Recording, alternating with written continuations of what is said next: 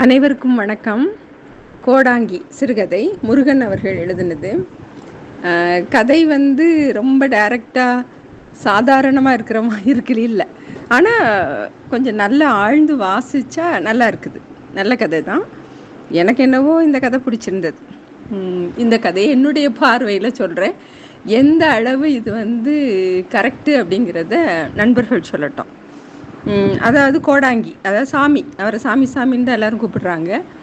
அவர் லாகூரில் இருக்கிறாரு. பூரணத்தம்மா அப்படிங்கிறது அவருடைய மனைவியாக இருக்கணும். என்னுடைய அனுமானத்தில் கல்யாணம் பண்ணி கூட்டிகிட்டு போனாரா இல்லை அவங்க 2 பேரும் சேர்ந்து வாழ்க்கையில் இருந்தாங்களா தெரியல. ஆனால் இவருக்கு என்ன ஆர்வம்னா பழைய புஸ்தகங்களை சேகரித்து அதை மறுபதிப்பு கொடுக்கறது. அதில் அவருக்கு ரொம்ப ஆர்வம். அதில் ஈடுபட்டிருக்கார். ஆனால் வீட்டுக்கு எந்த ஹெல்ப்பும் இவர் பண்ணலை. உழைச்சி சம்பாதிச்சு எதுவும் கொடுக்கல. அந்த அம்மா ஸ்வீட் கடை ஒன்று வச்சு அதில் மூலம் வர வருவாயில் தான் அவங்க குடும்பம் ஓடிக்கிட்டு இருந்திருக்குது. பட் ஒரு ஸ்டேஜில் பூரணத்தம்மா இவரை விட்டுட்டு ஒரு மிட்டாய் வாலா கூட போயிட்டாங்க. போனதுக்கப்புறம் இவர் ஒரு வேளை தம்பி வீட்டுக்கு திரும்பி வந்திருக்கலாம், இங்கே தமிழ்நாட்டுக்கு வந்திருக்கலாம்.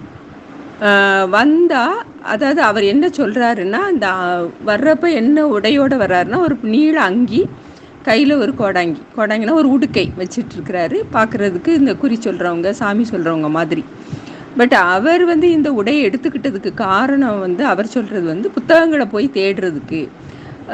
அது கொஞ்சம் எனக்கு அக்செப்ட் பண்ணுற மாதிரி தான் இருக்குது. அதாவது இப்போ சாதாரண ஒரு பேண்ட் ஷர்ட்டில் போய் ஒருத்தவங்க கிட்ட போய் நம்ம உதவி அப்படின்னு கேட்குறத விட, கோயிலுக்கு உதவி கேட்குறவங்க எப்படி போவாங்க? ஒரு காவி வேஷ்டி கட்டி நல்லா பட்டை போட்டுட்டு போனால், ஓ இவர் பக்தி பழம். அப்போ அந்த மாதிரி கோயிலுக்கு செய்யணும் அப்படின்னு நினைக்கிறவங்க ஈஸியாக செய்வாங்க. அது மாதிரி இவர் இந்த காவி உடைய புத்தகங்கள், அதாவது ஒரு சாமியார் மாதிரி போனோன்னா உள்ளே இருக்கிறது, அதாவது அந்த காலத்தில் பழைய புத்தகங்கள் எல்லாம் தருவாங்க. இப்போ ஓலைச்சுவடிகளில் தானே புத்தகங்கள் எல்லாமே இருந்தது. அதை சும்மா போய் ஒரு குடும்பஸ்தனாக போய் கேட்டோன்னா அவரை நம்பி தரமாட்டாங்கன்னு ஒரு வேளை நினச்சிருக்கலாம். இது எல்லாமே என்னுடைய அனுமானம்தான். அதுக்காக அந்த மாதிரி ஒரு ஆடை அணிஞ்சிக்கிட்டாரா அப்படின்றது தெரியல. மற்றபடி அவர் ஊரை ஏமாத்துறதுக்கு ஒரு சாமியார் வேஷம் போட்டுக்கிட்டு இருக்கிற மாதிரியானதும் தெரியல. அப்படி ஒரு அதே ஆடையோட தமிழ்நாட்டுக்கு வர்றாரு. தம்பி வீட்டோடு இருக்கிறாரு. தம்பிக்கு ஒரு சோப்பு தயாரிக்கக்கூடிய ஒரு சுயதொழில் ஏற்பாடு பண்ணி தர்றாரு. தம்பியோட தம்பி ஒய்ஃப் அதில் நல்லா பண்ணுறாங்க அப்படின்னு சொல்லிக்கிறார். அதுதான் அவங்களுடைய தொழிலாக நடக்குது. இப்போ இந்த சுயம்பு அப்படிங்கிறவர் யாருன்னா, அந்த பூரணத்தம்மாவோட மிட்டாய் கடையில் வேலை பார்த்தவர். பூரணத்தம்மா கதை எப்படி வருதுன்னா, அந்த மிட்டாய் வாலா கூட ஓடி போயிட்டாங்க. அது மிட்டாய் வாலானா ஏதோ இன்னொரு இனிப்பு ஸ்டால், ஸ்வீட் ஸ்டால் வச்சுருந்தவரோட போயிட்டாங்க. போனதுக்கப்புறம் அவங்க அந்த வாழ்க்கையும் சுகப்படலை. திரும்ப லாகூருக்கே வந்துடுறாங்க. திரும்ப ஒரு ஸ்வீட் ஸ்டால் ஆரம்பித்து நடத்துகிறாங்க. அவங்களுக்கு டிமென்சியா வந்துடுது. ஒரு பொண்ணு இருக்குது, ஷாலுன்னு சொல்லிட்டு, சாலாட்சி அப்படின்னு சொல்கிறாங்க. அந்த பொண்ணை வச்சுக்கிட்டு இருக்கிறப்ப இப்போ ஒரு 4 வருஷம் 5 வருஷம் முன்னாடி இறந்துடுறாங்க. ஆனால் இது அவங்க இறந்தது, அவங்க அங்கே போயிட்டு திரும்பி வந்தது, அந்த லாகூரில் இருக்கிறது, லாகூர் மண்டிங்கிற இடத்துல இருக்கிறது எல்லாமே இந்த சாமிக்கு, இந்த கோடாங்கிக்கும் தெரிஞ்சிருக்குது. தெரிஞ்ச மாதிரி தான் அவங்க இறந்துட்டாங்கங்கிற வரைக்கும் கூட தெரிஞ்சிருக்குது. அதே நேரத்தில் அந்த லாகூரை பற்றி இந்த சுயம்பு என்ன சொல்கிறாரு, ரொம்ப மோசமான ஏரியா, அவங்க கடை வச்சிருந்த இடம், அது ஒரு ரெட் லைட் ஏரியா மாதிரி. பட் இவங்க ரொம்ப சுத்தமாக இருந்தாங்க. அதை இவர் அக்செப்ட் பண்ணிக்கிறார். ஆமாம், அவள் ஸ்வீட் கடை வச்சுருந்தாலும் வாழ்க்கை அவள் சுத்தமாக தான் நடத்திட்டு இருந்தா, அது எனக்கு தெரியும் அப்படின்னு சொல்கிறார். அப்புறம் திரும்பி இவர் எதுக்காக இந்த சுயம்பு இப்போ இவரை பார்க்க வந்திருக்காருன்னா, அவருடைய பொண்ணு, அதாவது அந்த பூரணத்தம்மாளுடைய பொண்ணு ஷாலு லாகூர்லேயே இன்னும் இருக்காங்க. பட் அவங்க தனியாக இருக்கிறாங்க. ஏன்னா அப்பாவும் இறந்துட்டாரு, அம்மாவும் இறந்தாச்சு. தனியாக இருக்கிறதுக்கு அவளுக்கு கஷ்டமாக இருக்குது. இந்தியா நாம் யார் வீட்டில் ஒரு வேலை செஞ்சாவது பிழைச்சிக்கிட்டா போதுமே அப்படின்னு நினைக்கிறார். பட் பூரணத்தம்மாவும் இந்த சாமியை பற்றி எல்லா கதையும் சுயம்புக்கிட்ட சொல்லியிருக்கிறாங்க. அவங்களுடைய லைஃப் எல்லாம் தெரிஞ்சவராக தான் அந்த சுயம்பு இருக்கிறார். அப்போ இவங்க ஒருத்தர் பார்த்துக்கிடலையே ஒழிய ஒருத்தர் மேலே இருக்கிற இன்னும் அன்பு குறையலை. அந்த அன்புங்கிறத விட ஒரு மரியாதை, ஒரு அபிமானம் வச்சுருக்கிறாங்க. இந்த அம்மா நல்லா இருக்கிறப்ப சொல்லியிருக்கிறாங்க, இந்த விஷாலுக்கு ஒரு வாழ்க்கை அப்படின்னு கிடைக்கணும்னா இந்த சாமி மூலமாக தான் கிடைக்கணும் அப்படிங்கிற மாதிரி.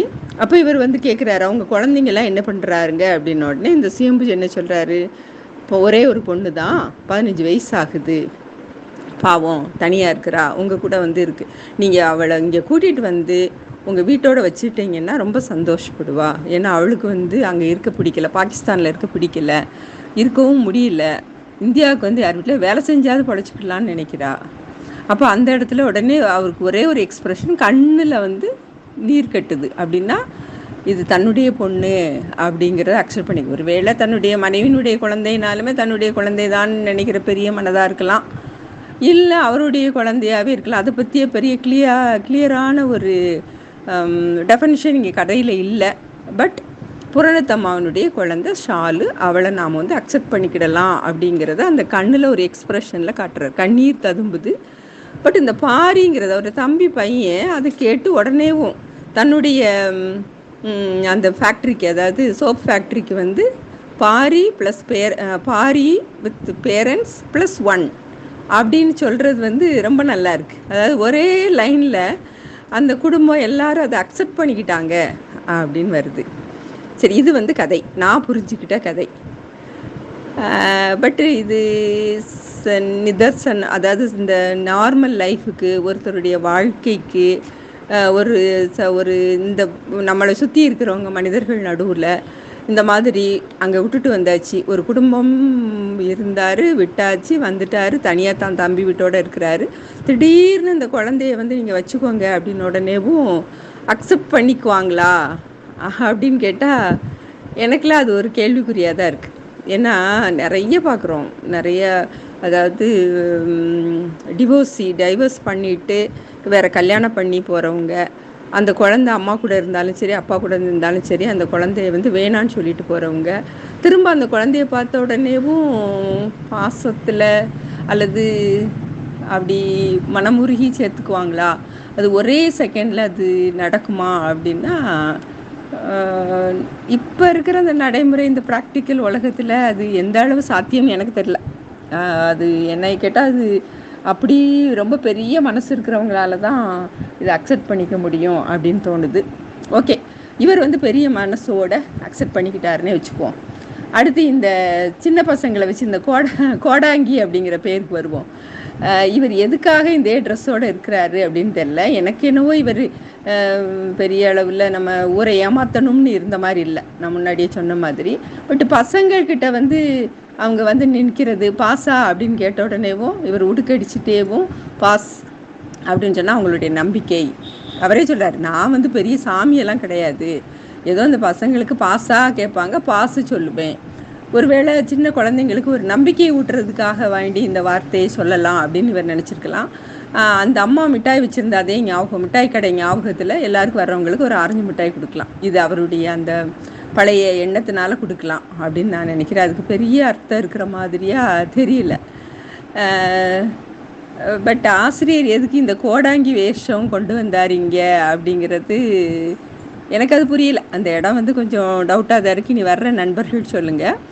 பட் இந்த உடுக்கடிக்கிறது, அப்புறம் இந்த ஸ்டூடெண்ட்ஸ் வந்து பாஸா அப்படின்னு கேட்டுட்டு ஃபெயில், அது அவங்க ரொம்ப கேர்ஃபுல்லாக இருக்காங்க, பாஸா ஃபெயிலான்லாம் கேட்கல, அந்த ஃபெயிலுங்கிற ஆப்ஷனே அவருக்கு கொடுக்கக்கூடாது அப்படின்னு நினைக்கிறாங்க. அதாவது தே வாண்ட் டு நோ, அந்த பாஸுங்கிற வார்த்தை தான் அவர்கிட்டருந்து வரணும், அதனால தான் பாஸா அப்படின்னு கேட்டுட்டு போகிறாங்க அப்படிங்கிறது நல்லா இருந்தது. எனக்கு ஒரு ஆசிரியர் என்னுடைய பள்ளியில் நடந்த ஒரு சம்பவம் இப்போ ஞாபகம் வந்தது. இந்த உடுக்கு கோடாங்கி அப்படின்னு கேள்விப்பட்ட உடனேவும் 2000 ஜூலையில் வந்து நான் ஒரு ஸ்கூலினுடைய ஹெட்மிஸ்ட்ரஸாக அப்பாயின்மெண்ட் ஆகிறேன். ரொம்ப கிராமம், ரொம்ப ரொம்ப ரொம்பனா ஒரே ஒரு மினி பஸ்ஸும் ஒரே ஒரு டவுன் பஸ், அதுதான் அப்பப்போ போயிட்டு வந்துக்கிட்டு இருக்கோம் அந்த ஊருக்கு. அவ்வளவு ஒரு கிராமத்தில் போகிறேன். ஜூலை, ஆகஸ்ட், செப்டம்பர் மாதம் வந்து பொதுவாக தூத்துக்குடி மாவட்டத்தில் வந்து என்னென்னா இந்த தசரா திருவிழா வந்து ரொம்ப கிராண்டாக இருக்கும். பட்டி தொட்டிகள்லாம் வேஷம் போடுவாங்க, வேறு வேஷங்கள் போட்டு ஆடுறது, அப்புறம் அது ஒவ்வொரு வீடுகளுக்கும் போய் எல்லார் வீட்டு முன்னாடியும் ஆடி அவங்கக்கிட்ட இருந்து காணிக்கை வாங்கி கொண்டு போய் கோயிலில் கொண்டு போய் போட்டு அதை ரொம்ப கிராண்டாக பண்ணுவாங்க. அப்போ அந்த உடுக்கு அடிப்பாங்க. உடுக்கு அடித்த உடனேவும் அவங்க வந்து உடுக்கடிக்கிறது என்ன, அந்த வேஷம் போட்டிருக்காங்க இல்லையா, விரதம் இருந்து 40 நாள் அப்படி விரதம் இருப்பாங்க, இருந்து அவங்க வேஷம் போட்டவங்களை வந்து ஆட வைக்கிறதுக்காக அடிப்பாங்க. அப்படி எங்கள் ஸ்கூல் காம்பவுண்டுக்கு அந்த சைடு உடுக்கடிக்கிற சத்தம் கேட்டுச்சு. அப்போ திடீர்னு பார்த்தீங்கன்னா ஒரே கலக்கடன்னு கிரவுண்டில் ஏதோ சவுண்டு கேட்குற மாதிரி இருந்தது. நான் வெளியில் என்னுடைய ரூம்லேருந்து வெளியில் வந்து பார்க்குறேன், ஒரு பொண்ணு கிரவுண்ட்லேருந்து ஆடிக்கிட்டு இருக்கா. அங்கே இருக்கிற உடுக்கு சவுண்டுக்கு இங்கே ஆட்டம் வருது. என்னன்னு கேட்டால் ஒரு 4-5 பிள்ளைங்க பக்கத்தில் ஒரு டீச்சர் அவளை பிடிக்க முடியாமல் அமைதியார் அப்படின்னு பிடிச்சிக்கிட்டு இருக்காங்க.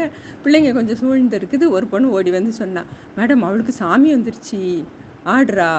அவளுக்கு மட்டும் இல்லை, எங்கள் கிளாஸ்லேருந்து இன்னொரு பையனுக்கும் சாமி வர்ற மாதிரி இருக்கு, அவன் தலையாட்டிகிட்டு இருக்கான் அப்படின்னா. எனக்கு பார்த்த உடனே என்னடா இது, உடுக்கடிக்கிற சத்தம் கேட்ட உடனே உன் பிள்ளைங்களுக்கு சாமி இறங்குதா அப்படின்ட்டு கொஞ்ச நேரம் அமைதியாரு, இதெல்லாம் வராது, இது என்னது, எழும்பி நேரம் உட்காருன்னு சொல்லி பார்த்தேன். நடக்கலை. அந்த பையன் பார்த்தீங்கன்னா அங்கேருந்து கிளாஸ்லேருந்து அவனும் ஓடி வந்து கிரவுண்டில் ஆடுறான். உடனேவும் சத்துணவு ஆர்கனைசரை கூப்பிட்டேன், ஏம்மா இங்கே வாங்க, போய் பக்கத்தில் அந்த நம்ம காம்பவுண்டில் இருக்கிற வேப்பலை இருக்குது பார்த்தீங்களா, அந்த வேப்ப மரத்தில் இருக்கிற நல்லா கொழுந்து இலையாக பறித்து நல்லா அரைச்சி ஒரு 2 டம்ளர் கொண்டு வாங்க, யாருக்கெல்லாம் வந்து இந்த மாதிரி சாமி வருதோ அவங்களுக்கெல்லாம் கொடுப்போம், இதுதான் எங்கள் ஊரில் பழக்கம், கொண்டு வாங்க அப்படின்னு. சரி மேடம் அப்படின்ட்டு அவங்க போனாங்களா. கொஞ்ச நேரத்தில் இந்த ஆடின பிள்ளை அப்படி கொஞ்சம் தலையாட்டினா, அப்புறம் அப்படி நின்று அதுக்கப்புறம் இந்த இன்னொரு பையனும் ஓகே ஓவர், 2 பேர் அப்படி சாதாரணத்துக்கு வந்துட்டாங்க. எழும்பு கிளாஸுக்கு போறியா, வேப்பலை சாறு குடிக்கிறியா அப்படின்னு உடனே கிளாஸுக்கே போகிறேன் அப்படின்னு சொல்லிட்டு போயிட்டாங்க. நல்லா தண்ணி கொடுங்க டீச்சர் அவனுக்கு கொடுத்து, வீட்டில் கொஞ்ச நேரம் வேணால் ஃபேன் கடியில் படுக்க வச்சுட்டு அப்புறம் உட்கார வைங்க, ஒன்றும் செய்யாது, இதெல்லாம் வந்து சாதாரணமாக சும்மா அப்படின்னு சொன்னேன்னா உடனே அது சரியாயிட்டு. இந்த இன்சிடெண்ட்டு எனக்கு இந்த கோடாங்கி உடுக்கு இந்த ஸ்டூடெண்ட்ஸு பாஸா அப்படின்னு கேட்குறத பார்த்தா உடனே ஞாபகம் வந்தது.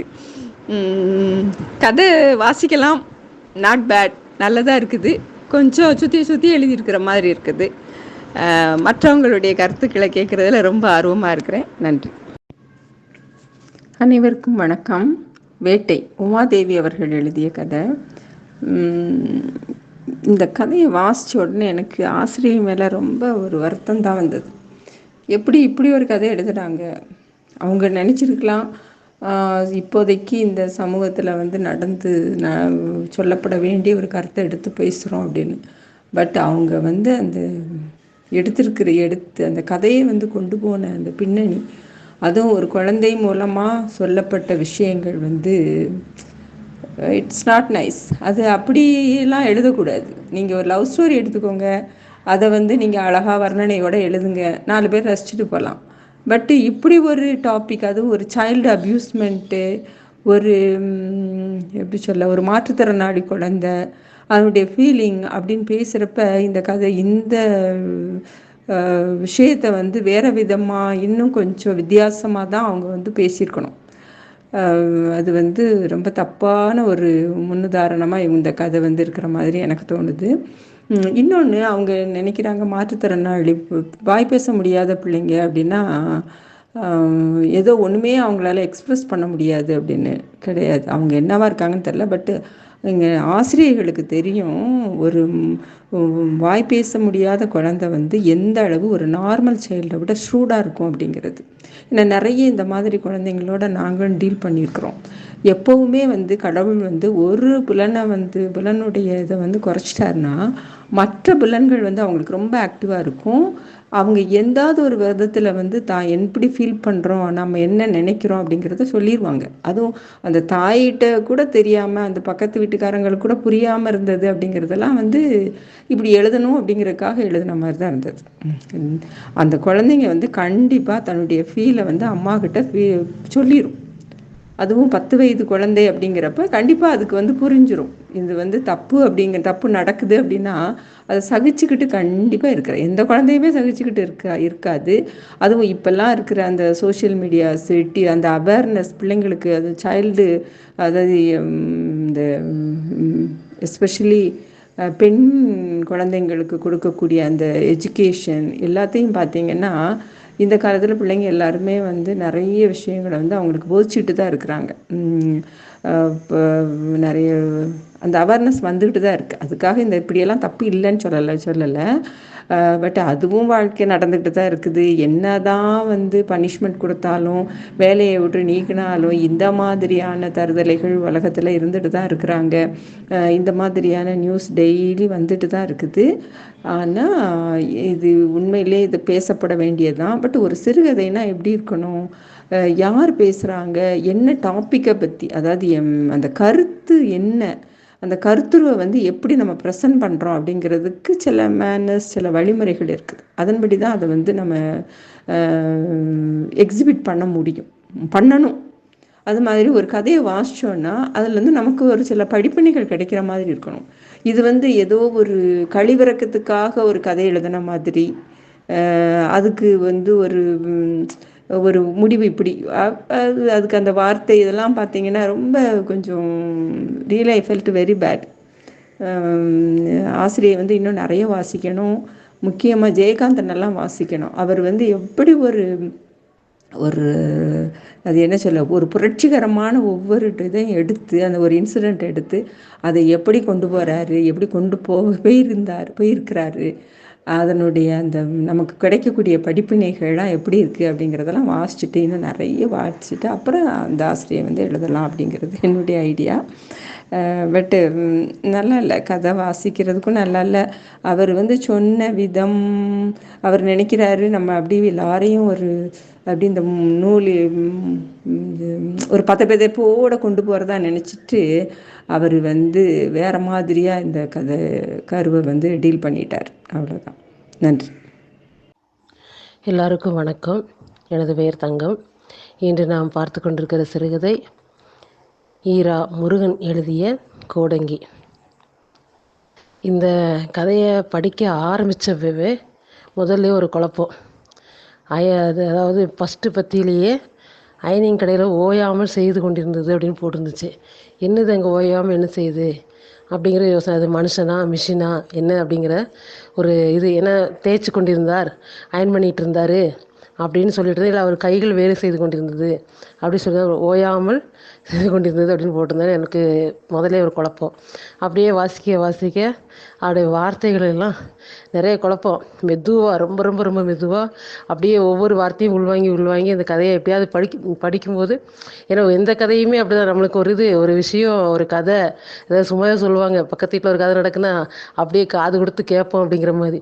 இதுவும் ஒரு கதை அல்லவா, அதனால் கதையை எப்படியாவது தெரிஞ்சுக்கணும் அப்படிங்கிற மாதிரி ரொம்ப ஆழமாக கவனித்து அப்படியே வாசித்தேன். அப்படியே வாசித்து முடிச்சாச்சு. வாசித்து முடித்தோடனே எனக்கு ஒரு இது தோணுச்சு. அவருடைய தம்பியும் அவரோட மனைவியும் தான் என்ன செஞ்சிட்டாங்க, போயிட்டாங்க அப்படின்னு தோணுச்சு.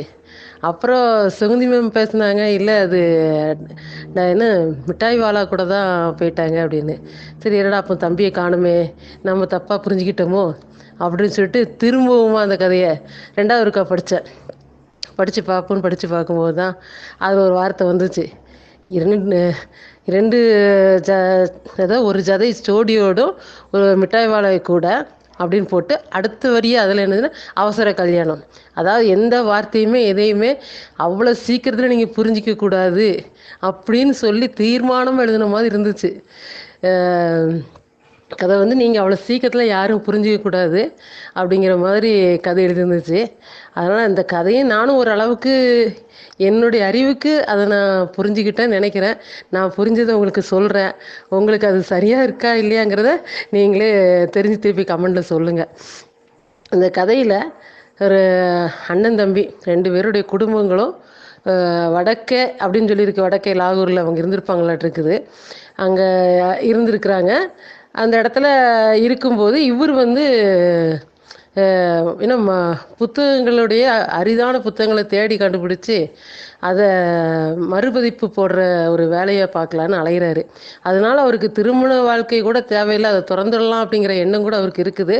ஆனாலும் அதையும் செய்கிறதுக்கு மனசு இல்லை, திட மனசாக நான் அதை செஞ்சுருக்கணும் அப்படின்னு இந்த கதையில் ஒரு இடத்துல சொல்கிறாரு. அது இல்லை. அதனால் ஆனால் மனைவி அப்படி இல்லை, அவள் ஆசைப்பட்டவொடனே என்ன செஞ்சிட்டா, போயிட்டா விட்டுட்டு. அப்படின்னு சொல்கிறாரு. ஆனால் எந்த இடத்துலையுமே என்னுடைய மனைவி அப்படிங்கிறத சொல்லலை. நம்ம அதை நம்ம என்ன செஞ்சுக்கணும், தெரிஞ்சுக்கணும். அப்படி சொல்லியிருந்து அதனால் அவங்க போயிட்டாங்க. இது போயிட்டு அந்த இடத்துல அவங்க ஒரு மிட்டாய் கடை வச்சு நடத்துனாங்களா, என்ன தொழில் பண்ணாங்கன்னு தெரியல. ஆனால் அவர் இறந்துடுறாரு. அந்த அம்மா மிட்டாய் கடை வச்சுருக்குது. அந்த மிட்டாய் கடையில் வேலை பார்த்த பையன் ன்னு சர்க்கரையப்பன், அவனுக்குன்னு ஒரு பேர், அருமையான பேர். ஃபஸ்ட்டு சர்க்கரையப்பன், அவன் வந்து அங்கே வேலை செஞ்சவன். அவனு வந்து அந்த வேலை செஞ்சுருக்கிறான். அந்த அம்மாவும் கடைசியில் ஒரு 4 ஆண்டுகளுக்கு 4, 5 ஆண்டுகளுக்கு முன்னத்தில் இவங்க அந்த ஊர் விட்டு வந்து 15 வருஷம், இவரை விட்டு போய் 15 வருஷம், 4, 5 வருஷம் அப்படிங்கிறதுல ஒரு 10 வருஷம் கழித்து அந்த அம்மாவுக்கு மனம் பித்து பிடிச்சி அப்படி இருந்து அந்த அம்மா இறந்து போயிடுறாங்க. அவங்களுக்கு ஒரு பொண்ணு இருக்குது. அந்த பொண்ணுக்கு நல்ல வழி காமிக்கணும் அப்படின்னு சொல்லிட்டு தான் அங்கே வந்து இவர் தேடி வந்திருக்கிறாரு. இவரை தேடி இந்த பொண்ணை ஒப்படைக்கணுங்கிறதுக்காக இந்த ஊருக்கு தேடி வந்திருக்கிறாரு. இதுதான் கதை. இந்த கதையில் ஃபஸ்ட்டு அவர் வந்து உள்ளே வரும்போதே, அந்த வீட்டுக்கு உள்ளே வரும்போது கர்ணன், நான் ஃபஸ்ட்டெல்லாம் புரியல. கர்ணன் படம் இருந்துச்சு அவர் இது ஒரு ஏன்னா இந்த 2வது இந்த இது தம்பி சகோதரன் தான் அண்ணனை குத்திட்டான் அப்படிங்கிற இதுக்கு அடையாளமாக தான் கர்ணனோட ஃபோட்டோவை இதை அந்த படத்தோட ஸ்டில்ல போட்டு வச்சுருப்பாரோ அப்படிங்கிற ஒரு சிந்தனை கூட எனக்கு வந்துச்சு. அந்த கர்ணன் படம் போட்ட வீட்டை தேடி வர்றா. அப்படி அங்கே ஒரு பையன், பாரிங்கிற பையன், அவன் கூட வெளியே வரும்போது ஒரு நக்கலை வசம் பேசுகிறான். அண்ணா நீங்கள் நவுண்டு இல்லைங்க, இல்லைன்னா சைக்கிளுக்கு ஏதாவது ஆயிரும், நான் நடந்து தான் போக வேண்டியிருக்கும் அப்படிங்கிறான். எவ்வளோ ஒரு நக்கலான பேச்சு பாருங்க சின்ன பையனுக்கு. அப்படி பேசுகிறான். அப்புறம் திருப்பி அவர் அங்கே உள்ளே போகிறாரு. அந்த உடுக்கு அடிக்க சேரெலாம் எடுத்து கொண்டு போட்டு உடுக்க அடிக்க உட்கார்றாரு. அவர் உடுக்கு அடிக்கிறாரு. உடுக்கு அடித்தது உடனே அங்கே இருந்த பசங்கள்லாம் நாங்கள் பாஸான்னு கேட்குது. இவர் அந்த ஊரில் வந்து ஒரு வடக்கு இருந்து வந்து இவருடைய அந்த அங்கி பேசப்பட்டுச்சு நம்ம இதில் குழுவில். அங்கி அது வெள்ளை கலர் அங்கி தான். வேணா ஒரு பாதிரியார் எப்போவுமே என்ன செய்ய மாட்டாங்க, ஒரு வேறு கலரில் வந்து அங்கி அணிஞ்சிருக்க மாட்டாங்க. அவங்க வெள்ளை கலர் அங்கி தான் அணிஞ்சிருப்பாங்க. அதனால் பார்க்கும்போது பாதிரியார் சட்டுன்னு தோண்டிச்சுன்னு சொன்னார். அப்படி பாதிரியாருடைய அங்கி தான், அதாவது ஒரு ஜிப்பா மாதிரியான ஒரு இதை போட்டிருந்துருப்பாருன்னு நினைக்கிறேன்.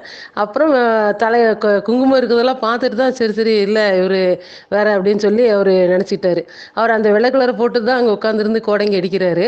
அதை பார்த்துட்டு எல்லாரும் இப்படி கேட்கும்போது பாஸானா பாஸு அப்படின்னு சொல்லி அனுப்பி விட்றாரு. அந்த அது நல்லா இருந்துச்சு. நிறைய பேர் கோடங்கி கேட்பாங்க இல்லையா. நாமெல்லாம் படிக்கும்போது எனக்கு தெரிஞ்சு கேட்குறதுன்னா எருக்கலம் பூவில் சொடக்கு போட்டு கேட்பாங்க. அந்த பூ மொட்டை எடுத்து உடச்சாலே என்ன செய்யும், சொடக்குன்னு சத்தம் கேட்கும். கேட்டுருச்சுன்னா பாஸு, கேட்கலன்னா ஃபெயிலு, இப்படி சொல்லி நான் விளையாண்டுருக்குறோம். அதே மாதிரி அவர் பாஸு, இவங்க கேட்குறதே பாஸான்னு தான். அப்போ அது பாஸு அப்படி சொல்லி அவங்க அனுப்புகிறாரு. அது சும்மா ஒரு ஹாஸ்யத்துக்காக போட்ட மாதிரி இருக்குது. ஆனால் அவர் வந்து ஊருக்குள்ள ஒரு சாமியார் மாதிரி காமிச்சிக்கிறாருன்னு நினைக்கிறேன். அது அவங்க சொந்த ஊராக இருக்கும்னு நினைக்கிறேன். அதனால தான் வெளியில் வந்து அந்த விஷயங்கள் தெரியாமல் இந்த அம்மா அவர் வந்து உட்காந்து பேசுகிறார். அந்த அம்மா பானகம் கொடுக்குது, பேசிகிட்டு இருக்கிறாங்க. பேசிக்கிட்டு இருக்கும்போதே அந்த முதல் மனைவியை பற்றி அவங்க இறந்துட்டாங்க தெரியுமா அப்படின்னு கேட்டோன்னே சத்தத்தை மெதுவாக வச்சுட்டு எனக்கு தெரியும், அப்படி வீட்டுக்குள்ளே வாங்க அப்படின்னு சொல்லி வீட்டுக்குள்ளே கூட்டிகிட்டு போகிறாரு. அவருக்கு வந்து அவங்க வந்து எப்படின்னா, அந்த பொண்ணு போனதுக்கப்புறமும் அவங்கள பற்றி அவங்க 2 பேரையும் பற்றி அவங்க நல்லா தெரிஞ்சு தான் வச்சுருக்காங்க. 2 பேருமே வீட்டில் இருந்தது அவர் தம்பியோட மனைவியாக இருக்கும் நான் நினைக்கிறேன். ஏன்னா தம்பியோட மனைவி தான் இருக்கணும். ஏன்னா அவர் அப்படியே அவங்க உள்ளே பேசும்போது அப்படியே திரும்பி, இது யார் தெரியுமா, சர்க்கரையப்பன், அங்கே உள்ள வேலை செஞ்ச சர்க்கரையப்பன் சொல்லி சொல்கிறாரு. அப்போது அவங்க வந்து என்ன பண்ணிகிட்டு இருக்கிறாங்கங்கிறத இவங்க ஒவ்வொரு நாள் தெரிஞ்சு தான் இருந்திருக்காங்க. தம்பி இறந்ததும் தெரிஞ்சு வச்சுருந்துருக்கிறாரு, அந்த வாழ்க்கை நிலைக்காமல் போயிடுச்சு அப்படிங்கிறதுல தம்பி இல்லாததும் தெரிஞ்சு வச்சுருக்கிறாங்க, இந்த அம்மா இறந்ததையும் தெரிஞ்சு வச்சுருக்கிறாங்க. அப்போ அந்த பிள்ளையை ஏன் விட்டாங்க அப்படிங்கிறது தெரியல. அந்த அந்த பிள்ளை இறந்ததுக்கப்புறம் அந்த பிள்ளை தனியாக இருக்குமே அப்படிங்கிறது என்ன அவங்களுக்குள்ள வரல. ஆனால் ஃபஸ்ட்டில் இவங்க 15 வருஷம் முன்னாடி வெளியே வரும்போது 2 பேருக்குள்ளேயும் அந்த குழந்தையில வரும் எனக்கு ஒரு இது இருக்குது. அந்த குழந்தைன்னு சொல்லி பார்த்தா இங்கே இருக்கிற பாரிங்கிற பையன் வந்து தம்பியோட பையனாகவும், அங்கே இருக்கிற அந்த சாலிங்கிற பிள்ளை வந்து இவரோட பொண்ணாகவும் இருக்கும். ஏன்னா இவங்க 2 பேரும் அந்த 15 வருடத்துக்கு முன்னாடி பிரிகிறாங்க இல்லையா, அப்போ 2 பேரும் மாதம் மறந்துருப்பாங்கன்னு நினைக்கிறேன். ஏன்னா கதைக்கு காதா மூக்கா வச்சு பேசிடலாம், அப்படிதான் இருக்கும்னு நினைக்கிறேன். அதனால அங்கே ஒரு இது, இங்கே ஒரு குழந்தை ஒரே வயசில், ஏன்னா அந்த 10வது படிக்கிற வயசில் தான் அந்த பையன் இருக்கிறான். அதனால ஏன்னா நோட்டு புக்கை தனியாக எடுத்து வச்சுட்டு போகிறான். நிறைய 10ஆம் கிளாஸ் அந்த பக்கத்து ஸ்கூலுக்குன்னா மத்தியானம் சாப்பிட வரேன்னா அந்த பீரியடுக்கு தக்க புக் எட்டு போகிற பசங்க இருப்பாங்க. அது மாதிரி அந்த பீரியடுக்கு தக்க புக் எட்டு போவான்னு நினைக்கிறேன். அதனால பையன் ஓரளவுக்கு பெரிய கிளாஸாக 10ஆம் கிளாஸாவது இருக்கணும் குறைஞ்சபட்சம். அதனால அப்படி இருக்கும் தான் நான் நினைக்கிறேன். இப்படி அவங்க தான் அவங்களோட விஷயங்கள் எல்லாம் இவங்க தெரிஞ்சு வச்சுருக்காங்க. வீட்ல எல்லாருக்குமே அது தெரிஞ்சு தான் இருக்குது. வீட்டுக்குள்ள வச்சு பேசும்போது முதல்ல முதல்ல தன் மனைவிய பத்தி பேசுற அந்த இடத்துல அதில தான் கண்டுபிடிச்சேன் நானு. அ அவர் ஒரு சோப்பு கம்பெனி. இதுவும் அங்கே வடக்கே தான் அவங்க அந்த கம்பெனி வச்சிருக்கணும். ஏன்னா 15 வருஷத்துக்கு முன்னாடி இவங்க பிரிஞ்சுட்டாங்க. 15 வருஷத்துக்கு முன்னாடி வடக்கே தான் அந்த சோப்பு கம்பெனி தயாரிக்க மிஷின் கடனுக்கு வாங்கியிருக்கணும். அது திருப்பி அவங்க இங்க தமிழ்நாட்டுக்கு வரும்போது கொண்டு வந்திருக்கிறாங்க. அதுல இந்த சோப்பு கம்பெனி தம்பிக்காக அவர் செஞ்சது. ஆனா அது அவருக்கு பிடிக்கல. அவர் மனைவிக்கு தான் சோப்பு தயாரிக்கிறதுக்கே பிடிச்சிருந்துச்சு. ஆனா வேண்டான்னு அவ விட்டுட்டு போயிட்டா. அவனும் அவளும் அப்படிங்கிற அந்த வார்த்தையில தான் இது அப்படி இருக்கணும்னு சொல்லி நான் ஒரு முதல் கண்டுபிடிப்பாவே கண்டுபிடிச்சேன். ஏன்னா அவனும் அவளுங்கத்துல அவ தம்பியும் அவர் மனைவியும் அப்படிங்கிற மாதிரி நான் அதை கண்டுபிடிச்சேன். அஹ் இதுக்கு என்னெல்லாம் விஞ்ஞான கண்டுபிடிக்க வேண்டியிருக்குது. அதை கண்டுபிடிச்சு அந்த மாதிரி அந்த இதை போயிட்டுட்டு போயிட்டா அப்படின்னு சொல்றாரு. அப்புறம் இவரு என்ன செய்றாரு, இப்போ அது நினைவா என்ன செஞ்சிருக்காரு, ஒரு நாளைக்கு 20 சோப்பாவது போடுறாரு. அந்த சோப் கம்பெனிக்கு பேர் என்னன்னா Paari and parents. Paari and parents, அதாவது பேரண்ட்ஸ் 2 பேரண்ட்ஸ் நினைக்கிறேன். அதனால தான் அண்ட், அதாவது எப்படி சொல்லுவாங்க, ஒரு கம்பெனி ஆரம்பிக்கும் போது அண்ட் பிரதர்ஸ் அப்படி போடுவாங்க இல்லையா, இப்படி அண்ட் பேரண்ட்ஸ் அப்படி போட்டுக்கிறாங்க அந்த கம்பெனியுடைய பேர். அவங்க அந்த மாதிரி அவங்க இருந்திருக்கிறாங்க. இந்த கதை இப்படி தான். அதை கடைசியில் அவங்க பையனை பிள்ளைய சொல்லும்போது அவருக்கு கண்ணு கலங்குது. கண்ணு கலங்குனோடனே அவரு சரி நீ வந்து வச்சுக்கங்க அப்படின்னு சொல்கிற. அப்படி அந்த பொண்ணுங்க இதில் கவலைப்படாதீங்க, அந்த பொண்ணு கூட என்ன பண்ணியிருக்குது, சோப்பு தயாரிக்கிறதுல இது டிப்ளமோ வாங்கியிருக்குதுன்னு சொன்ன மாதிரி இருந்துச்சம்மா. படிச்சிருக்கு, சோப்பு தயாரிக்க படிச்சிருக்குது அப்படின்னு சொல்லியிருக்கிறா. அப்படி அப்புறம் இதில் எதுக்கு அது லாகூர் எதிரி நாடு, அங்கேருந்து வர முடியல அப்படிங்கிறது மாதிரிலாம் சொல்லியிருக்கு. இதெல்லாம் கதைக்கு தேவையா தேவையில்லையான்னு தெரியல. சரி, கதை இதுதான். இந்த ஒரு சின்ன இதுதான். தம்பி அவருடைய மனைவி, அதாவது இவர் சாமியாராக சுத்தினபடினால அவரோட தம்பி அழைச்சிட்டு போயிடுச்சு. அவ்வளோதான் அந்த கதையோட இது. இந்த கதையை தான் இவர் அழகாக இவ்வளோக்குள்ள விரிவாக எழுதியிருக்கிறாரு, விளக்கமாக உள்ளே வச்சு எழுதியிருக்கிறாரு. ஆனால் இந்த கதை, நான் இவருடைய கதை இப்படி படித்தோடனே இவர் நல்ல எழுத்தாளராச்சே, நிறைய எழுதியிருக்கிறாரு அப்படிங்கிறது நம்ம நிறைய இதில் பார்த்துக்கணும். அவருடைய புக்கு எதுவுமே படித்ததில்ல. ஆனால் இவர் பேர் நிறைய இடத்துல பட்டிருக்குது. இவர் ஒரு எழுத்தாளர், நல்ல எழுத்தாளர்னு சொல்லி கேள்விப்பட்டிருக்கோமே. இப்படி ஒரு கதையை யாருக்கும் புரியாத மாதிரி ஒரு கதையை எப்படி எழுத முடிஞ்சுது அப்படின்னு சொல்லிட்டு ஒரு கதையாவது படிப்போம்னு சொல்லிட்டு சிறுகதை .com நினைக்கிறேன், அதில் போய் ஒரு கதையை பார்த்தேன், கிடங்குன்னு சொல்லி. அந்த கதை நல்லா தான் இருந்துச்சு. அந்த கதை புரிகிற மாதிரி இருந்துச்சு. பாதியிலேயே அந்த கதையை புரிஞ்சுக்கிற மாதிரி ஒரு நல்லா இருந்துச்சு அந்த கதை. அப்படி எழுதினவர் ஏன் இப்படி எழுதினாருன்னு தெரியல. ஒருவேளை இது எல்லாருக்கும் பாடம் படிக்கிறதுக்கு எழுதியிருப்பாருன்னு தான் நான் நினைக்கிறேன். ஏன்னா ஆராய்ச்சிக்கு வச்சு என்னென்ன காரியங்கள்ங்கிறத நாமளே கண்டுபிடிச்சு நம்மளே எழுதினா அதுக்கு மார்க் இருக்குன்னு நினைக்கிறேன். அதுக்காக பள்ளிக்கூடத்துக்கு எதுக்கும் கொடுக்கறதுக்கு எழுதினாரோ என்னமோ தெரியல. கதையை படித்து நல்லா இன்னும் தெளிவாக ஒரு சிறுகதை எழுதுகிற அளவுக்கு நம்மளையும் கொண்டு போயிடுவாங்கன்னு நினைக்கிறேன். இப்படியே கதை கேட்டுகிட்டே இருந்தாலும் கடைசியில் நாமளும் ஒரு கதை எழுதலாங்கிற ஒரு முடிவுக்கு வந்துடுவோம்னு நினைக்கிறேன். நல்ல கதை தான். எல்லாருக்கும் வாழ்த்துக்கள். நன்றி கேட்டதுக்கு. நண்பர்கள் எல்லாம் கதை சொன்னதுக்கப்புறம்தான் எனக்கு ஏதோ படிக்கலாங்கிற நம்பிக்கையே வந்தது. முதல்ல படித்தேன், ஒரு 2 பேராகிராஃப்லேயே இது கண்டினியூ பண்ண முடியும்னு தோணல. எங்கெங்கேயோ இப்படி தட்டு தடுமாறி நடப்போம்ல, குழந்தைங்க வந்து குட்டி குழந்தைங்க வந்து நடக்கிறம்போது தடுமாறி தடுமாறி நடப்பாங்க. அதுபோல் வார்த்தைகள் வந்து புரண்டு புரண்டு இருந்த மாதிரி இருந்தது. சரி, நான் விட்டுட்டேன். அதுக்கப்புறம் நண்பர்கள் வாசித்ததுக்கப்புறம் ஒரு தைரியம் வந்து திரும்ப போய் படித்தேன். நண்பர்கள் எல்லாமே கதை சொல்லிட்டீங்க. எனக்கு ஒன்றே ஒன்று மட்டும் நான் என்ன யோசிச்சேங்கிறத சொல்கிறேன். இந்த கடன் போட்டு தம்பிக்காக இந்த சோப்பு கம்பெனி வாங்கி தந்தேன். ஆனால் அவளுக்கு தான் அது பிடிக்குது, போயிட்டா அப்படின்னு சொன்னோன்னே அவங்க ஒய்ஃப் வந்து, தம்பியோட ஒய்ஃப் வந்து அவங்களுக்கு அந்த ஸ்நாக்ஸ் எல்லாம் கொடுத்துட்டு அங்கே நின்றுட்டு இருந்திருப்பாங்க.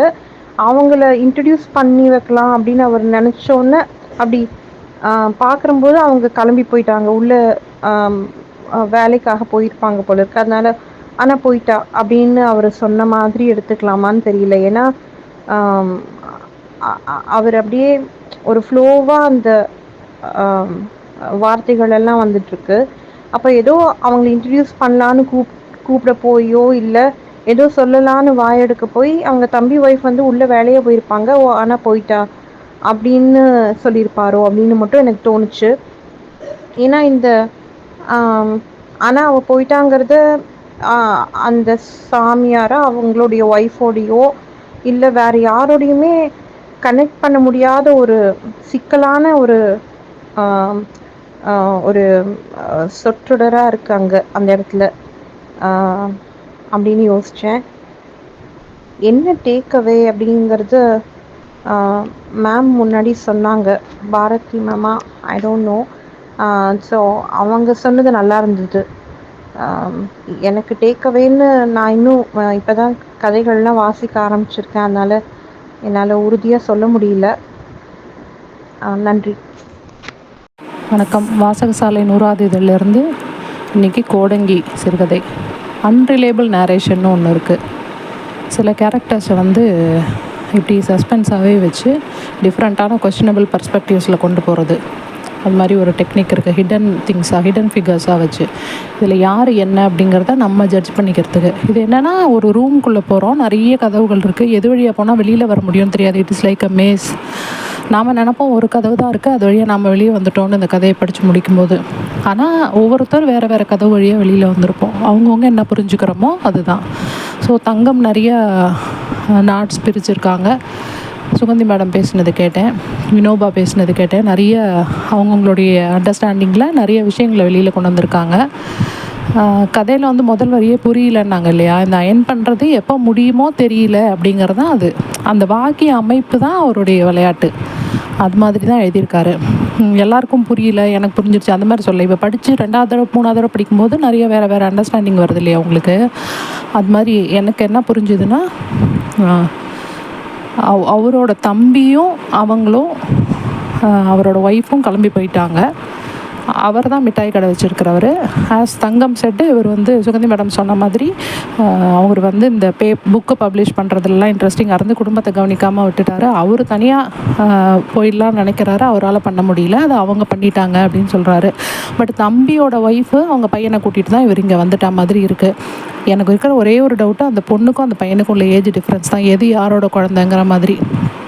பொண்ணு தம்பியோட பொண்ணு தான் இருக்க வாய்ப்பு இருக்குது, பையன்தான் யாரோட பையங்கிறது என்னால் புரிஞ்சுக்க முடியல. அண்டு இன்னொன்று என்னென்னா, இவருக்கு கம்யூனிகேஷன் இருந்துக்கிட்டே தான் இருக்குது. மேபி அந்த தம்பி அவங்க ஒய்ஃபு அவரோட தம்பியோட பையங்கிறதுனால ஒரு வேளை அவர் கம்யூனிகேட் பண்ணிகிட்டே இருந்திருக்கலாம். எப்போதுமே இந்த கர்ணன் போஸ்டர், பழைய போஸ்டர் அவர் கேதர் பண்ணி வாசலில் வந்து தான் எங்கே இருக்கோங்கிற ஒரு அடையாளத்துக்கு கொடுத்துக்கிட்டே இருக்கிற மாதிரி அந்த கம்யூனிகேஷனுக்கு அந்த மாதிரி தோணுச்சு. நிறையா நடுவில் சிரிக்கிறதுக்கான இடம் விட்டுருக்காரு. சீரியஸான விஷயங்களை தேடும்போது அதுக்கு நம்ம சிரிக்காமல் போயிடக்கூடாது. அவர்கிட்ட பாஸான்னு கேட்டால் போதும், ஃபெயிலுங்கிறதே அவருக்கு தெரிஞ்சிடக்கூடாது, அந்த வார்த்தையை அவருக்கு தெரிய வேண்டியதில்லை அப்படி சொல்கிறது. அவர் பொண்ணுங்க எங்கே நின்று கேட்கணும், பசங்க எப்படி நின்று கேட்கணும்னு ரூல் சொல்கிறது. சாமியாருங்களை வந்து நம்ம கும்பிடுவோம், ஆனால் உள்ளுக்குள்ளே வந்து ஒரு பயம் இருந்துக்கிட்டே இருக்கும், அவங்க மேலே நம்ப மாட்டோம்ல எப்போவும். அது சொல்கிறாங்க பாருங்கள், அவர் கொடுக்குற முட்டாயெல்லாம் வாங்கி தின்னிடக்கூடாது, அதில் ஏதாச்சும் மருந்து வச்சுருவாங்க, பொண்ணுங்கன்னா பின்னாடியே மயங்கி போயிட வாய்ப்பு இருக்குது. ஸோ அந்த மாதிரி நிறைய சோஷியல் பகடிகளை எடுத்து விடுறாரு நடுவில். ஸோ அந்த மாதிரியும் பண்ணிக்கிட்டே போகிறாரு. கடைசியாக எனக்கு அந்த சர்க்கரையப்பன்னு பேர் வச்சது வந்து என்னென்னா, சுயம்புன்னு சொன்னோடனே ஒருவேளை இந்த சாமியார் பேர் சர்க்கரையப்பனாக இருக்கலாம், சுயம்புன்னு சொன்னோடனே அவன் மனைவி வந்து அந்த பேரை இவருக்கு வச்சுருந்துருக்கலாம் இவருடைய ஞாபகார்த்தமாக அப்படின்னு மட்டும் எனக்கு ஒரு எக்ஸ்ட்ராவாக தோணுச்சு. அந்த மாதிரி தோணுச்சு. ஸோ இந்த மாதிரி ஒரு ஹிடன் ஃபிகர்ஸை வச்சு எழுதின ஒரு அன்ரிலேபிள் நேரேஷன் தான் இது அப்படின்னு நினைக்கிறேன். நிறைய முடிச்சுக்களை நிறைய பேர் இங்கே ஓப்பன் பண்ணியிருக்கீங்க. என்னுடைய இது நான் இப்போ சொல்லிட்டேன் இல்லையா, தம்பியை கூட்டிகிட்டு அவங்க மனைவி போயிட்டாங்க, அங்கேருந்து அவர் தம்பி குடும்பத்தோடு இவர் இங்கே வந்துட்டார். அதை நினச்சிக்கிட்டு ஒரு சிம்பிள் லைஃப்பை லீட் பண்ணிகிட்டு இருக்கிறாரு அப்படிங்கிற மாதிரி தான் தோணுச்சு. யார் யாருக்கு என்னென்ன பெர்ஸ்பெக்டிவ் தோணுச்சோ அந்த மாதிரி கதையை எடுத்துகிட்டு போகிறது அப்படிங்கிறது தான் ஒரு டெக்னிக். அதை அப்படியே நம்ம வச்சுக்க வேண்டியதுதான். அந்த மாதிரியான ஒரு ஸ்பேஸை நமக்கு கொடுத்து விளையாடுறது மாதிரியான ஒரு கதை தான் இது. புரியல அப்படிங்கிறது இல்லை, நம்ம இவ்வளோ நாளாக படிக்கிறோம் இல்லையா, அதை நமக்கு நாமே ஒரு பரிசை வச்சு பார்த்துக்கிற மாதிரி. அனைவருக்கும் இரவு வணக்கம். இன்றைய சிறுகதை வந்து கோடாங்கி, முருகன் எழுத்தாளர் எழுதியிருக்காங்க. நான் இதான் ஃபஸ்ட் டைம் அவங்களோட புக்கு படிக்கிறேன் அப்படின்னு நினைக்கிறேன். இதுக்கு முன்னாடி படிச்சிருக்கேனா என்னன்னு எனக்கு ஞாபகத்தில் இல்லை. ஃபஸ்ட்டு இந்த கதையை நான் என்ன புரிஞ்சுக்கிட்டேன் அப்படின்னா, ஒவ்வொருத்தரும் ஒவ்வொரு கோணத்தில் அணுகிற மாதிரி ஒரு கதையை எழுதியிருக்கிறதே ஒரு ட்ரிக்கு தான். நேற்றைய கதைக்கு இந்த கதை பரவாயில்ல. நேற்று கூட சொல்லியிருந்தாங்க, இந்த கதையை படிச்சுட்டு எந்த கதையை படித்தாலும் நல்லா இருக்கும்னு சொல்லிடுவோம் போல் அப்படின்னு. அப்படி தான் ஆகிப்போச்சு. இந்த கதை வந்து நான் என்ன புரிஞ்சுக்கிட்டேன் அப்படின்னா, இவர் வந்து வட இந்தியாவில் இருந்திருக்காரு. யார்? இந்த சாமியார். அங்கே இருந்தப்ப இவர் தம்பி ஒய்ஃபு இருந்திருக்கலாம். எனக்கு தெரிஞ்சு அந்த பாரிங்கிற பையன் வந்து இந்த அம்மா ஓடி போகிறதுக்கு முன்னாடி பிறந்த பையனாக இருக்கும். இந்த அம்மா என்ன பண்ணி தம்பி நல்லா இருக்கணும் அப்படிங்கிறதுக்காக இவர் வந்து ஒரு லோன் போட்டு சோப் கம்பெனி தயாரிக்கலான்னு வாங்கி கொடுக்குறாரு. ஆனால் அந்த அம்மாவுக்கு வந்து ஆர்வம் வந்து அதில் இல்லை இதில் தான் அப்படின்னு சொன்னது வந்து எதுக்காக அப்படின்னா, ஆரம்பத்திலே அவர் பேசும்போதே வந்து பூரணத்தம்மான்ற ஒரு கேரக்டரை பற்றியே சொல்லிடுவார். யார்? நம்ம சுயம்பு. மிட்டாய் கடை வச்சு அந்த ஹீரா மண்டி நமக்கு தெரியும் எல்லாருக்குமே. அந்த ஹீரா மண்டிங்கிற சீரியஸ் வந்து ரொம்ப ஃபேமஸான ஒரு சீரீஸ் நெட்ஃப்ளிக்ஸில். மனிஷா கொய்ராலா, சோனாக்ஷி சின்ஹாலாம் நடிச்சிருப்பாங்க. ரொம்ப ஃபேமஸான ஒரு சீரீஸ் தான் ஹீரா மண்டிங்கிறது. லாகூரில் எடுத்திருப்பாங்க. அந்த லாகூர் ஏரியாவில் வந்து அப்போ இருந்த 1947க்கு முன்னாடி இருந்த பெரிய பெரிய ஆட்கள், அந்த இவங்க பிரபுக்கள், அப்போ இருந்த பிரிட்டிஷ் பீப்புள் எல்லாருமே வந்து அங்கே இருந்த அவங்கள கிட்டத்தட்ட ஒரு மகாராணி மாதிரி வாழ்ந்த ஒரு பெண்கள், விலை மாதுக்கள் தான். அவங்க காலடியிலே விழுந்து கிடந்ததா அந்த சீரீஸ் வரும். அந்த மாதிரி ஒரு இடத்துக்கு ஹீராமண்டி அப்படிங்கிற ஒரு பிளேஸ்க்கு வந்து இவங்க வந்து பூரணத்தம்மா அப்படிங்கிற அந்த லேடி வந்து போய் தவறான வழியில் போகாமல் ஒரு மிட்டாய் கடை போட்டு பொழைச்சி, அந்த அம்மாவோட மிட்டாய் கடையில் வந்து மிட்டாய் சாப்பிட்றதுக்காகவே ஒரு கூட்டமே வரும் அப்படின்னு யார் சொல்கிறா அப்படின்னா, இவர் சொல்லிடுறாரு, சுயம்பு முன்னாடியே சொல்லிடுறாரு. பூரணத்தம்மான்னு ஒரு கேரக்டர் இன்ட்ரோ கொடுத்துட்றாரு. அப்போ தான் இவர் சொல்கிறாரு, நான் வந்து சோப்பு தயாரிக்கிறதுக்கு வந்து காசை போட்டு எல்லாம் கடனை வாங்கி எல்லாம் ஆரம்பித்து கொடுத்தேன். ஆனால் சோப்பு தயாரிக்கிறதுல அவளுக்கு ஆர்வம் இல்லை, அவளுக்கு ஆர்வம் இல்லை இதில் தான் அப்படின்னு சொன்னது வந்து நான் மிட்டாய் தயாரிக்கிறதுல நான் அப்படி புரிஞ்சுக்கிறேன். அவளுக்கு ஆர்வம் அதில் இல்லை, சோப்பு தயாரிக்கிறதுல இல்லை, மிட்டாய் தயாரிக்கிறதுல. அதனால தான் அந்த அம்மா மிட்டாய்க்காரனை கூட்டிகிட்டு ஓடிடுச்சு. மிட்டாய் வாலாவை கூட்டிகிட்டு லாகூருக்கு போயிடுச்சு. அந்த அம்மா வந்து தம்பியோட மனைவி வந்து இன்னொரு பர்சன் கூட வந்து லாகூருக்கு போனதுனால ஒரு அவமானம் தாங்காமையோ அந்த இடத்துல இருக்க பிடிக்காமையோ அவங்க வட இந்தியாவிலேருந்து இங்கே வந்திருக்கலாம். பட் அந்த தம்பி கேரக்டர் என்ன ஆனாருங்கிறது இவங்க சொல்லவே இல்லை. தம்பி பையனை கூட்டிகிட்டு இவர் வந்துடுறாரு அப்படின்னு நான் கெஸ் பண்ணுறேன். பாரியை கூட்டிகிட்டு இங்கே வந்துடுறாரு. ஆனால் அந்த பையன் ஸ்கூலுக்கு போகிறான் அப்படிங்கிற மாதிரி சொல்கிறாங்க.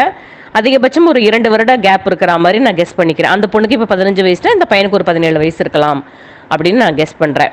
பட் இந்த கூட இருந்த லேடிங்கிறது வந்து நான் இவரோட மனைவியாக தான் நினச்சிக்கிறேன். இந்த பானகம் கொடுத்த லேடி வந்து இவருடைய மனைவி, அதாவது நம்மளுடைய சாமியாரோட மனைவி அப்படின்னு தான் நான் நினச்சிக்கிறேன்.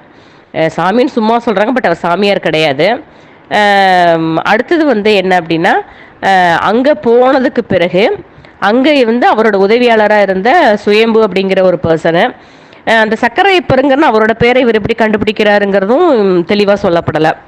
ஏன்னா இவர் பெரிய முற்றும் திறந்த ஞானியோ இல்லை எல்லாரோட பேரையும் முன்கூட்டியே சொல்கிற அளவுக்கு பெரிய அது என்ன மாதிரியான ஒரு மேஜிக்கோ அந்த மாதிரிலாம் ஒரு பர்சன் மாதிரியும் காமிக்கலை.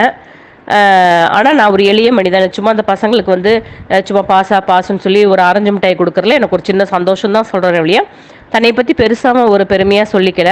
அப்படி இருக்கும்போது இவரை வந்து எப்படி தெரிஞ்சுக்கிறான்னு தெரியல. ஒருவேளை இவர் வந்து அங்கே இருக்கிற நியூஸ் எல்லாம் இவருக்கு வந்து ரெகுலராக வந்துகிட்டு இருக்குதோ, அங்கே அந்த அம்மா என்ன பண்ணிகிட்டு இருக்குது அப்படின்னு. ஏன்னா இவர் ஒரு வார்த்தை விடுறாரு, அந்த அம்மா வந்து அங்கே போய் கெட்டு போகலைன்னு மட்டும் எனக்கு தெரியும், வீணா போகலன்னு மட்டும் எனக்கு தெரியும் அப்படின்னு இவர் சொல்லும்போது, தம்பி மனைவி வந்து இந்த மாதிரி அவங்க கூட போனாலுமே லாகூருக்கு போனாலுமே என்ன மாதிரியான ஒரு வாழ்க்கை வாழ்கிறாங்கன்னு இவர் ஏதோ விசாரிச்சுக்கிட்டே இருந்திருப்பார். இவருக்கு ஏதோ அப்டேட் இருந்துக்கிட்டே இருந்திருக்கு. அந்த மாதிரி ஒரு அப்டேட்டில் தான் அந்த கடையில் வேலை பார்க்குற ஒரு பேர் சக்கரையப்பர்னு ஒரு பர்சன் வந்து அவங்களோட மிட்டாய் கடையில் வேலை பார்க்குறாருன்னு இவருக்கு முன்னாடியே தெரிஞ்சிருக்கும் போல். இப்போ யாரும் தெரியுதா நம்ம சக்கரையப்பர் அப்படின்னு சொல்லும்போது அது வந்து இவரை நினச்சிக்கிற நம்ம பேர் எப்படி இவங்களுக்கு தெரியும்னு நினைக்கிறாரு. பட் ஆனால் அது வந்து ஒரு மேஜிக் கிடையாது. அவருக்கு வந்து அவரோட தம்பி மனைவி பற்றிய ஒரு அப்டேஷன் வந்து இவருக்கு கிடச்சிக்கிட்டே தான் இருக்குது. அது மூலிமா தான் இவர் அவரோட பேர் சக்கரையப்பர் அப்படிங்கிறத தெரிஞ்சுக்கிறாருன்னு நான் நினைக்கிறேன். அடுத்தது வந்து இவர் பர்பஸாக லாகூர்லேருந்து இந்த மனிதர் வந்திருக்காரு. கிட்டத்தட்ட இது வந்து 50-60களில் நடக்கக்கூடிய ஒரு கதை மாதிரி எனக்கு தெரியுது. ஏன்னா எனக்கு கர்ணன் படம் எப்போ வந்ததுன்னு தெரியலை. அதனால் கர்ணன் படம் போஸ்ட் ஒட்டி இருந்தது அப்படிங்கிறத வச்சு நான் வந்து அதை வந்து கெஸ் பண்ணுறேன். இன்னொன்று அவங்க எதிரி நாடுன்னு சொன்னதுனால இது வந்து லாகூர் வந்து எதிரி நாடு அப்படின்னு அவங்களாம் ஒரு வார்த்தை சொல்கிறாங்க. இன்னொன்று இப்போ எப்படி அந்தம்மா எப்படி போச்சு, இப்போ விசா பிரச்சனை இருக்குது அப்படிங்கிறதெல்லாம் தாண்டி அப்போ எப்படி அவங்க போனாங்க அப்படின்னும் தெரியலை. அது ஒரு சிக்கல் எனக்கு புரியவே இல்லை. ரெண்டாவது வந்து அங்கேருந்து சுயம்பு வர்றாரு. வரும்போது அந்த அம்மாவுக்கு உடம்பு சரியில்லாமல் போய் அவங்க முடியாமல் போனதாக சொல்லும் பொழுது இவர் டக்குன்னு ஒரு வார்த்தை சொல்றாரு, அவளும் போய் குழந்தைகளை யார் பார்த்துக்கிறது அப்படின்னு கேட்கும் பொழுது அந்த மிட்டாய் வாலாவுக்கு என்னாச்சுன்னு நமக்கு சொல்லவே இல்லை. பட் ஆனால் இவராகவே சொல்றாரு, மிட்டாய் வாலா வந்து இறந்து போயிட்டாரு அப்படிங்கிற மீனிங்ல அவளும் போய் குழந்தைகளை யார் பார்த்துக்கிறது அப்படின்னு சொல்லும்போது கிட்டத்தட்ட இவருக்கு எல்லாமே நியூஸ் வந்துகிட்டே தான் இருக்கு. அப்போ அங்க இருந்து அங்க என்ன நடக்குது அப்படிங்கறது எல்லாமே இவருக்கு நியூஸ் இங்க வருது. அதெல்லாம் அவர் சொல்றவரு தம்பிக்கு என்ன நடந்ததுங்கிறத அவர் சொல்லவே இல்லை. அது ஒன்று. ரெண்டாவது வந்து அந்த பொண்ணு வந்து இங்கே வரதா இந்த வேற வழி இல்லை, ஆதரவு இல்லை அப்படிங்கிறப்ப அங்கே வேலை பார்த்த ஒரு நன்றி கடனா அந்த குழந்தைய வந்து அதுக்கு உடம்புப்பட்டவங்கள்ட்ட சேர்க்கணும்னு சுயம்பு நினைக்கிறாப்புல. சரி அவங்க பெரியப்பாக்கிட்டே கொண்டு வந்து விட்டுறலாம் அப்படின்னு நினைக்கும் பொழுது இங்கே அந்த அந்த கடைசியில் ஒரு இது சொல்லியிருப்பாங்க, பாரி அண்ட் பேரண்ட்ஸ் +1 அப்படின்னு ஒரு இது சொல்லுவான் அந்த பையன், பாரி சொல்லுவான். அப்படின்னா என்னன்னா அந்த பாரி அண்ட் பேரண்ட்ஸ் அந்த ஃபேமிலியில் எக்ஸ்ட்ரா ஒரு மெம்பர் வர்றாங்க அப்படிங்கிற மீனிங்கில் அந்த +1 எக்ஸ்ட்ரா ஒரு பர்சன் வர்றாங்க அப்படிங்கிற மீனிங்கில் ஃபினிஷ் பண்ணியிருக்கிறது எனக்கு பிடிச்சிருந்தது. பட் இந்த மாதிரி கதைகள் கூட கொஞ்சம் நல்லா தான் இருக்குது படிக்கிறதுக்கு. ஏன்னா நம்ம நிறைய யோசிக்கிறோம், இது என்னவா இருக்கும் திரும்ப திரும்ப போய் படிச்சுட்டு வர்றது கூட ஒரு வித்தியாசமான அனுபவமாக தான் இருந்தது. பிளெயினாக ஒரு மாதிரி எந்த விதமான ஒரு ட்விஸ்ட்டுமே இல்லாமல் படிக்கிறதுக்கு நம்ம திரும்ப போய் படிக்கிறோம் இல்லைங்களா. முதலே அவர் பூரணத்தம்மா பற்றி சொல்கிறது, அப்போ வந்து இவர் சொல்கிறது அவளுக்கு சோப்பில் வந்து ஆர்வம் இல்லை, அவளுக்கு ஆர்வம் எல்லாம் இதில் தான் அப்படின்னு சொன்னது வந்து அவருக்கு அதாவது ரொம்ப இன்டைரக்டாக அவளுக்கு ஆர்வம் எல்லாமே மிட்டாய் செய்கிறதுல தான் அப்படின்னு. அப்போ தான் நமக்கு தெரியுது இந்த பூரணத்தம்மாங்கிறது தான் இவரோட தம்பி மனைவி அப்படின்னு. அதனால தான் அவள் மிட்டாய் வாழை கூட ஓடிட்டா அப்படிங்கிறதெல்லாம் தெரிய வரும்போது நம்ம அதை ஒரு கனெக்ட் பண்ணிக்கிறோம் இல்லையா. அப்போ திரும்ப போய் நம்ம யோசிக்கிறோம் என்னவா இருக்கும்னு யோசிச்சு போய் அங்கெல்லாம் தேடி பார்க்குறோம். அது ஒரு இது. ரெண்டாவது வந்து நிறைய வார்த்தைகள் வந்து நிறைய சென்டென்ஸ்க்கு மீனிங் எனக்கு புரியவே இல்லை. பட் கதைக்கு அது பெருசாக ஒட்டலைங்கனால நான் கண்டுக்கல. ஒரு நிறைய திரும்ப படித்து பார்க்குறேன், அது என்னமோ எனக்கு மீனிங்கே புரியலை, அர்த்தம் புரியாத மாதிரியே இருந்தது. திரும்ப படித்தாலுமே எனக்கு புரியல. இல்லை என்னோட சிற்றறிவுக்கு அது தெரியலையா என்னன்னு எனக்கும் தெரியலை. மற்றவங்களுக்கு கூட அது புரிஞ்சிருக்கலாம் அப்படின்னு நான் நினைக்கிறேன். மற்றபடி இந்த கதை எனக்கு பிடிச்சதாக இருந்தது, நல்லதாக இருந்தது. ரொம்ப மோசம்லாம் நான் சொல்ல முடியாது, நல்லாவே இருந்ததுன்னு சொல்லலாம். ஒரு சின்ன விஷயமா இருந்தாலும் அது அழகாக ஒரு மாதிரி முடிச்சா போட்டு அந்த முடிச்ச கொஞ்சமாக அழுத்துக்கிட்டே வருது. ஏன்னா திடீர்னு சுயம்பு பூரணத்தம்மா பற்றி பேசுறது, திடீர்னு இவர் தம்பி ஒய்ஃபை பற்றி பேசுறது. ஆனால் எந்த இடத்துலையுமே தம்பியோட மனைவி பேர் பூரணத்தம்மான்னு சொல்லவே கிடையாது. அதை நம்ம தான் அண்டர்ஸ்டாண்ட் பண்ணிக்கிறோம், நம்ம தான் புரிஞ்சுக்கிறோம் அப்படிங்கிற மாதிரி கொண்டுட்டு வர்றது. இது எல்லாமே எனக்கு பிடிச்சிருந்தது, படிக்கிறதுக்கும் ரொம்ப நல்லா இருந்தது. நன்றி. அனைவருக்கும் வணக்கம். நான் கிருஷ்ணா பேசுகிறேன். இந்த கோடங்கி கதை அதுக்கு முன்னாடி நம்ம சிறுகதையாடல் 52வது வாரம் முடியும் போது அட்மின் சொன்னார், இதுக்கப்புறம் என்னால் இதை தொடர்ந்து நடத்த முடியாது, யாராவது முன்னெடுத்திங்கனாக்கா நல்லாயிருக்கும் அப்படின்ட்டு. அதன் பிறகு 1-2 கதைகள் பேசணும்னு நினைக்கிறேன். ஆனால் இப்படி ஒரு கம்பேக் கொடுப்போன்னு எதிர்பார்க்கவே இல்லை. தொடர்ந்து தினம் ஒரு கதை பேசுவோம் அப்படின்ட்டு நினைக்கல. அந்த வகையில் இந்த குழு ஆக்டிவாக இருக்கிறது மகிழ்ச்சியாக இருக்குது. அடுத்து இந்த கதை, இதுக்கு முன்னாடி கதை படித்தப்போ பக்கமாக அடிஷ்னல் ஷீட் வாங்கி தேர்வு எழுதி சப்மிட் பண்ணதுக்கப்புறம் இது மெயின் ஷீட்டே நகர்த்துறது கஷ்டமாக இருக்கிற மாதிரி ஒரு ஃபீல் ஆயிடுச்சு. நேற்று தங்கம்மா அவங்க கதை சொன்னதுக்கப்புறம் திரும்பவும் படித்தோம். ஓகே, அவங்களோட கோணத்தில் இந்த கதையை அவங்க வந்து டீகோட் பண்ணாங்க. அந்த வியூ, அவங்களோட வியூ நல்லா இருந்துச்சு. ஆனால் எழுத்தாளரோட வியூ என்னன்றது அவருக்கு தான் தெரியும். இந்த மாதிரி ஒரு கதை வந்து ஒரு சிறுகதையை வந்து படிக்கிற எல்லா வாசகரும் வந்து திரும்ப படிப்பாங்களா அப்படின்னு ஒரு கேள்வி வந்துச்சு. ஏன்னா நமக்கு வந்து சிறுகதையாடல் நம்ம இதை பற்றி பேச போகிறோம் அப்படிங்கிறதுனால நான்லாம் நிறைய முறை கோடங்கி அடித்து பார்த்தேன். சில பேர் திரும்பவும் படிச்சிருப்பாங்க, நேற்று அப்படி தான் சொன்னாங்க. இப்போ அவங்க தங்கம்மாவே 2ஆம் முறை நான் வந்து வார்த்தையாக படித்தேன் அப்படின்னு சொல்லும் போது எல்லா வாசகரும் இது மாதிரி படிப்பாங்களா, இது வந்து இப்போ இந்த எழுத்தாளர் நம்மளுடைய ஆடியோ கேட்குறாரு அப்படின்னா இது வந்து சந்தோஷப்படுவாராப்பா, நான் எழுதுனது யாருக்கும் புரியலடா அப்படின்னு நினைப்பாரா, இல்லை வருத்தப்படுவாரான்னு தெரில. இது அவரோட வெற்றியா அப்படிங்கிற மாதிரி தோணுச்சு. ஒரு சிறுகதை வாசகர் வந்து திரும்ப திரும்ப 2 முறை 3 முறை படித்து அவங்களே ஒரு அனுமானத்துக்கு வருவாங்களா, இந்த கதை இப்படி இருக்கும் அப்படி இருக்கும், இந்த எஸ்ஏ சூர்யா மாதிரி இருக்குது ஆனால் இல்லை, இல்லை ஆனால் இருக்குது அப்படிங்கிற மாதிரி அவங்களே ஒரு அதுக்குள்ளே ஒரு கதையை கிரியேட் பண்ணிக்குவாங்களா அப்படின்ற மாதிரி தோணுச்சு. இவ்வளோ முடிச்சு போட்டு அந்த கதையை நகர்த்தி போனது வந்து ஓகே. எண்ட் ஆஃப் த டே வந்து அவங்க சொன்னதுக்கப்புறம் நல்லா இருக்குது அப்படின்ற மாதிரி தான் தோணுச்சு. புரிஞ்சதுக்கப்புறம், புரியாத வரைக்கும் என்னடா இது அப்படின்ற மாதிரி தான் இருந்தது. எனக்கு ஃபஸ்ட்டு லைன்லேயே நான் ஹோல்ட் ஆகிட்டேன். முடிஞ்சு சோழி இன்னைக்கு அப்படின்னு நினச்சேன். ஏன்னா இதுதான் அந்த தெரு, இந்த தெரு இஸ்திரி போட்டு இருக்கிறது ஓயாது போல் அப்படின்ற மாதிரி சொல்கிறாரு. யார் இஸ்திரி போடுறாங்க? தெரு ஒருவேளை தெரு பயங்கர நீட் அண்ட் க்ளீனாக இருக்குது, எந்த குண்டும் குழியுமா இல்லாமல் இருக்குது, அதனால தான் இந்த மாதிரி சொல்கிறாரோ, இல்லை அதை தான் சொல்ல வராரோ அப்படின்ற மாதிரி தோணுச்சு. இந்த மாதிரி நிறைய இடங்கள் திரும்ப திரும்ப படிக்கும்போது திரும்ப கேள்விகளாக தான் வந்துச்சு. கதைக்குள்ளே போன மாதிரியே தெரில. நான்லாம் சுயம்போலாம் சந்தேகப்பட்டேன், மனசு இவராக தான் அவராக இருக்குமோன்ட்டு. ஆனால் அந்த ஓடி போய் கல்யாணம் பண்ணதும் நிலைக்கலை அப்படின்னு சொல்கிற ஒரு இடத்துல சொல்லியிருந்துச்சு. அப்போ நிலைக்கலைன்றப்போ இவர் எப்படி திரும்ப வந்திருப்பார் அப்படின்னு நினச்சேன். ஓகே, இன்றைய கதை வந்து படிக்கணும்.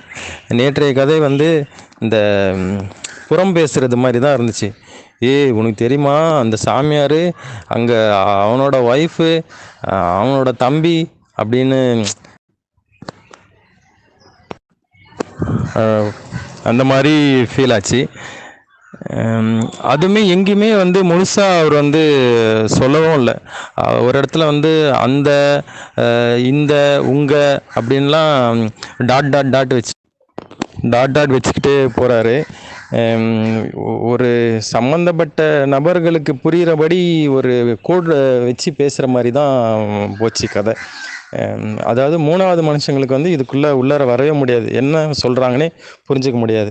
நிறைய பேர் இந்த மாதிரி பேசுவாங்க. எங்கள் ஊர்லேயுமே சில பேர் பேசுவாங்க, என்ன சொல்கிறாங்கன்னே புரியாது. புரியலையா அப்படின்வாங்க. ஏன்பா படிச்சிருக்கியே, இது கூட புரியலையா அப்படின்வாங்க. ஐயோ சாமி வாங்கிட்ட வந்து மாட்டிட்டேனே அப்படின்ற மாதிரி தான் இருக்கும். அந்த வகையில் கோடாங்கி ஒரு வித்தியாசமான ஒரு கதை. இப்படியுமே கதைகள் எழுதலாமா அப்படிங்கிற ஒரு எண்ணம் வந்துச்சு. எழுத்தாளர் நான் என் விருப்பம், நான் இப்படி ஒன்றாலும் எழுதும் அப்படின்னு சொல்கிறதுக்கு சொல்லலாம். அது எல்லாருமே புரிஞ்சு அதை ரசிக்கும் போது தான் அது வெற்றியாக இருக்கும் அப்படிங்கிற மாதிரி எனக்கு தோணுச்சு. நன்றி அனைவருக்கும்.